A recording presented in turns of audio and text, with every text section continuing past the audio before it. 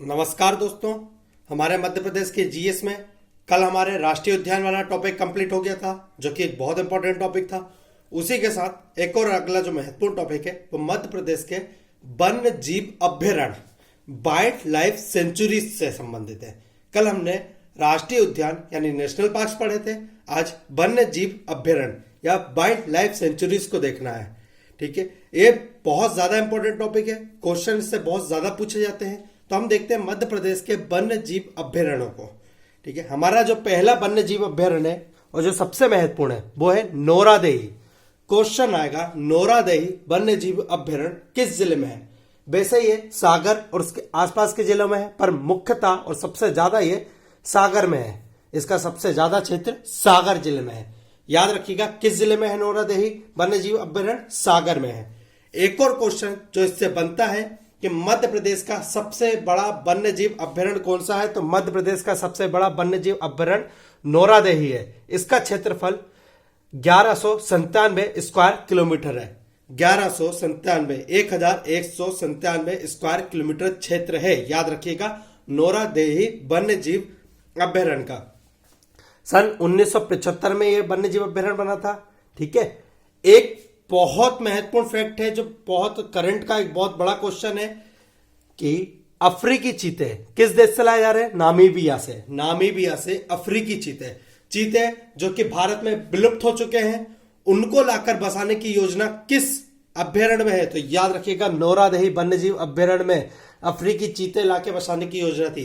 कल हमने पढ़ा था कि गिर राष्ट्रीय उद्यान जो गुजरात में है, वहां से एशियाटिक लायन या एशियाटिक शेर लाके बसाने की योजना कहां पर थी, वो भी हम देख चुके हैं। आज हम देख रहे हैं कि अफ्रीकी चीते जो नामीबिया से लाने वाले हैं वो भारत में कहां पर लाके बसाने की योजना है, तो नोरादेही वन्य जीव अभ्यारण्य सागर में। याद रखिएगा जो शेर ला रहे थे गिर से वो कूनो पालमपुर में बसाने की योजना थी। आज हम पढ़ रहे हैं कि अफ्रीकी चीते जो नामीबिया से लाने वाले हैं वो नोरादेही में बसाए जाएंगे। ये बहुत महत्वपूर्ण फैक्ट है, ये बहुत इंपॉर्टेंट फैक्ट है। याद रखिएगा करंट के पॉइंट ऑफ व्यू से भी और अभ्यारण्य के पॉइंट ऑफ व्यू से भी। अगला जो हमारा अभ्यारण्य है वो है राला मंडल। ठीक है, कहां पर है, तो इंदौर में है। याद रखिएगा कहां पर है, इंदौर में है। 1989 में बना था। ठीक है, क्वेश्चन आए मध्य प्रदेश का सबसे छोटा वन्य जीव अभ्यारण्य तो राला मंडल, मध्य प्रदेश का सबसे बड़ा तो नोरादेही था, मध्य प्रदेश का सबसे छोटा वन्य जीव अभ्यारण्य राला मंडल है। कहां पर है, इंदौर में है। लोमड़ी संरक्षण केंद्र कहां पर है, तो राला मंडल वन्य जीव अभ्यारण्य में 2017 में खुला था। तितली पार्क भी बना है यहां पर। बेम्बू सेटम वन्य जीव जागरूकता केंद्र किस वन्य जीव अभ्यारण्य में है, तो याद रखिएगा राला मंडल वन्य जीव अभ्यारण्य में है वन्य जीव जागरूकता केंद्र। ठीक है, अगला जो आता है हमारा सरदारपुर अभ्यारण्य। सरदारपुर अभ्यारण्य किस जिले में पड़ता है, धार जिले में। याद रखिएगा किस जिले में पड़ता है, धार जिले में। खारमोर तथा दुग्धराज पक्षी का संरक्षण किया जाता है। याद रखिएगा कई सारे वन्य जीव अभ्यारण्य कुछ खास पक्षी या जानवरों के लिए प्रसिद्ध हैं, उनको हमें देखना पड़ेगा। जैसे सरदारपुर अभ्यारण्य है वो खारमोर तथा दुग्धराज पक्षी के संरक्षण के लिए प्रसिद्ध है। याद रखिएगा खारमोर जो धार जिले में पड़ता है, सरदारपुर जो धार जिले में पड़ता है वो खारमोर तथा दुग्धराज पक्षी के संरक्षण के लिए प्रसिद्ध है। सिरपुर तालाब इंदौर, यहां पर भी एक पक्षी विहार बनाया गया है। याद रखिएगा। इसके बाद आता है हमारा सेलाना वन्य जीव अभ्यारण्य किस जिले में पड़ता है, तो सेलाना वन्य जीव अभ्यारण्य रतलाम जिले में पड़ता है। याद रखिएगा किस जिले में पड़ता है, रतलाम जिले में पड़ता है। यहां भी खारमोर, दुधराज, इसके अलावा सुल्ताना बुलबुल, इन तीन पक्षियों का संरक्षण किया जाता है। याद रखिएगा खारमोर, दुधराज तथा सुल्ताना बुलबुल। सलीम अली बहुत बड़े पक्षी वैज्ञानिक बोल सकते हैं। ठीक है, पक्षी वैज्ञानिक सलीम अली ने इस अभ्यारण्य में 89 पक्षियों पर पुस्तक लिखी है। याद रखिएगा किस अभ्यारण्य में, सेलाना अभ्यारण्य मध्य प्रदेश के किस जिले में आता है, रतलाम जिले में आता है। ठीक है, सलीम अली बहुत बड़े पक्षी वैज्ञानिक थे। याद रखिएगा घाटी गांव अभ्यारण्य किस जिले में आएगा, तो याद रखिएगा घाटी गांव अभ्यारण्य ग्वालियर जिले में आता है। सर किस पक्षी का यहां पर संरक्षण होता है? तो सोन चिड़िया, याद रखिएगा, बहुत महत्वपूर्ण पक्षी है सोन चिड़िया। मध्य प्रदेश के दो महत्वपूर्ण अभ्यारण्य जहां पर सोन चिड़िया का संरक्षण हो रहा है, घाटी गांव, दूसरा करेरा। करेरा किस जिले में आता है? शिवपुरी में। याद रखिएगा, हमारा जो अगला है करेरा अभ्यारण्य, ये शिवपुरी जिले में आता है। यहां पर भी सोन चिड़िया का संरक्षण किया जाता है, याद रखिएगा। दो जिलों में खारमोर और दुग्धराज, सरदारपुर तथा सेलाना, इन दो अभ्यारण्यों में खारमोर तथा दुग्धराज का संरक्षण हो रहा है, तथा दो अभ्यारण्यों में सोन चिड़िया का, घाटी गांव तथा करेरा, यहां पर सोन चिड़िया का संरक्षण किया जा रहा है। ठीक है, अगला है हमारा चंबल अभ्यारण्य। चंबल अभ्यारण्य सर कहां है? मुरैना में। याद रखिएगा, किस जिले में है? मुरैना में है। डॉल्फिन, ठीक है, डॉल्फिन तथा घड़ियाल, चंबल में महत्वपूर्ण घड़ियाल, घड़ियालों का संरक्षण हो रहा है चंबल अभ्यारण्य मुरैना में, याद रखिएगा। बटेही घाट पर कछुओं का भी संरक्षण किया जा रहा है। कहां पर? चंबल अभ्यारण्य के बटेही घाट पर कछुओं का भी संरक्षण किया जा रहा है। अगला जो आता है हमारा सोन अभ्यारण्य। सोन अभ्यारण्य सर कहां पर है? शहडोल तथा सीधी जिले में। शहडोल तथा सीधी जिले में है सोन अभ्यारण्य। यहां पर भी घड़ियालों का संरक्षण किया जा रहा है। घड़ियालों से संबंधित एक और अभ्यारण्य है, वो है केन अभ्यारण्य। सर कहां पर है केन अभ्यारण्य? तो ये छतरपुर तथा पन्ना में है। ठीक है, यहां भी घड़ियालों तथा गिद्धों का संरक्षण किया जा रहा है। क्वेश्चन है, मध्य प्रदेश में किन तीन नदियों में घड़ियालों का संरक्षण किया जा रहा है? चंबल, सोन, केन, इन पर अभ्यारण्य बने हुए हैं। चंबल अभ्यारण्य मुरैना में, सोन अभ्यारण्य शहडोल सीधी में, केन अभ्यारण्य छतरपुर पन्ना में। याद रखिएगा, यहां पर घड़ियालों का संरक्षण किया जा रहा है। अगला जो हमारा वन्य जीव अभ्यारण्य आता है वो खिवनी अभ्यारण्य। खिवनी अभ्यारण्य सर कहां पर है? तो याद रखिएगा, ये देवास में है। खिवनी अभ्यारण्य देवास में है। इसका कुछ भाग सीहोर जिले में भी पड़ता है, पर मुख्यतः ये देवास में है। खिवनी अभ्यारण्य देवास में है। अगला जो आता है हमारा नरसिंहगढ़ अभ्यारण्य। नरसिंहगढ़ अभ्यारण्य कहां पर है सर? नरसिंहगढ़ अभ्यारण्य तो ये राजगढ़ जिले में है। याद रखिएगा, नरसिंहगढ़ अभ्यारण्य राजगढ़ जिले में है। ठीक है, चिड़ीखो झील है यहां पर प्रसिद्ध। चिड़ीखो, चिड़िया के आकार की एक झील है, चिड़ीखो झील। ठीक है, सोनार तथा पार्वती नदियां भी यहां से निकलती हैं। याद रखिएगा, सोनार तथा पार्वती नदियां भी निकलती हैं। नरसिंहगढ़ अभ्यारण्य राजगढ़ जिला। गो अभ्यारण्य, ठीक है, कामधेनु गो अभ्यारण्य। ठीक है, ये भारत का पहला गो अभ्यारण्य था। कामधेनु गो अभ्यारण्य कहां पर है? आगर में है। ठीक है, कब बना ये? 24 दिसंबर सन 2012 में बना। आगर मालवा में है कामधेनु गो अभ्यारण्य। ठीक है, कब बना? 24 दिसंबर 2012 में बना। ठीक है, याद रखिएगा, बहुत महत्वपूर्ण है। अगला है हमारा गांधी सागर अभ्यारण्य। सर गांधी सागर अभ्यारण्य कहां है? तो गांधी सागर अभ्यारण्य मंदसौर में है।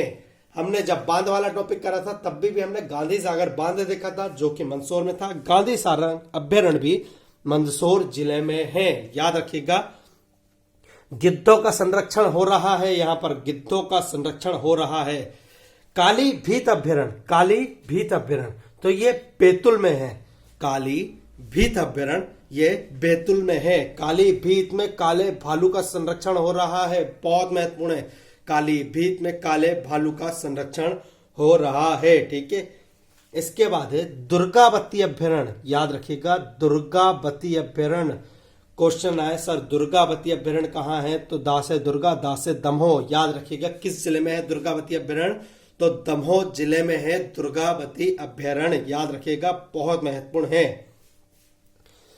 सिंधोरी, सिंधोरी अभ्यारण्य सर किस जिले में है? सिंधोरी अभ्यारण्य रायसेन जिले में है। सिंधोरी अभ्यारण्य रायसेन जिले में है सिंधोरी अभ्यारण्य। अगला है पंचमढ़ी। पंचमढ़ी किस जिले में है? पचमढ़ी जिसको हम नॉर्मली बोलते हैं होशंगाबाद जिले में। ठीक है, 1999 में से जैव आरक्षित क्षेत्र भी घोषित किया गया है। पचमढ़ी अभ्यारण्य होशंगाबाद जिले में है। 1999 में जैव आरक्षित क्षेत्र भी घोषित किया गया है। याद रखिएगा। बोरी अभ्यारण्य, बोरी अभ्यारण्य सर किस जिले में पड़ता है? तो बोरी अभ्यारण्य होशंगाबाद जिले में पड़ता है। एक और क्वेश्चन यहां पर पूछा जा सकता है कि भारत का सर्वाधिक प्राचीन अभ्यारण्य किसे माना जाता है? तो बोरी अभ्यारण्य को भारत का भी सर्वाधिक प्राचीन अभ्यारण्य में माना जाता है। याद रखिएगा, सर्वाधिक सागौन कहां पर प्राप्त होती है? तो याद रखिएगा, बोरी अभ्यारण्य होशंगाबाद में सर्वाधिक सागौन प्राप्त होती है। मोगली अभ्यारण्य सिवनी जिले में है। याद रखिएगा, मोगली अभ्यारण्य सिवनी जिले में है। फेन मिनी कोरा बहुत महत्वपूर्ण है। फेन मिनी कोरा सर कहां है? फेन मिनी कोरा अभ्यारण्य तो ये मंडला जिले में है। फेन मिनी कोरा अभ्यारण्य मंडला जिले में है। अगला आएगा पनपठा अभ्यारण्य। पनपठा अभ्यारण्य सर किस जिले में पड़ता है? पनपठा अभ्यारण्य तो ये शहडोल तथा उमरिया, मुख्यतः शहडोल जिले में, कुछ क्षेत्र इसका उमरिया में भी है। शहडोल तथा उमरिया जिले में पड़ता है पनपठा अभ्यारण्य। ओरछा अभ्यारण्य निमाड़ी जिले में है। याद रखिएगा, कुछ क्षेत्र टीकमगढ़ में है बट मुख्यतः ये निमाड़ी जिले में पड़ता है। याद रखिएगा।